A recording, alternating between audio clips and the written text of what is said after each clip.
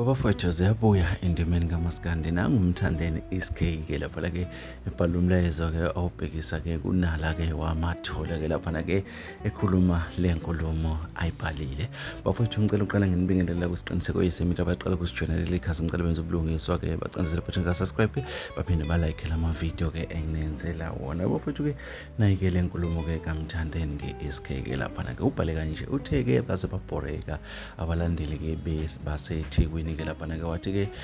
lunda ke lamabhinqa awenza phela iplan ke mngani wami ke vele ke ukhombe eyodwa nje inkundla eThekwini ke siyigcwalisa sizimpisi ke sokweseka wasethi ke idala iJuly ke isikude ke lapha ke usho ke yena ke umthandeni ke SK ethi ke unala ke abalandeli baseThekwini noma ke abantu baseThekwini baze babholeka akavele ke unala akususa lokho ke.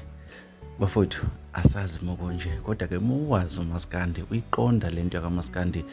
ubaqonda abaculi bethu le nkulumo ke iyakhuluma le kodwa ke nakho kubalekile ukuthi ke umthandeni SK ke avezeke umbono ofana nalona esikholwa ukuthi ke abantu abaningi ke bangawujabulela kakhulu ngoba siyabona ke ukuthi imicimbi emikhulu ke kaMaskandi ke ingcosana ke njengoba ke unyaka usaqala imicimbi emikhulu ke iziqale unyaka suyophela noma ke uphakathi nangumthandeni SK ke lapha ke ethi ke nala ke vele ukususa lokho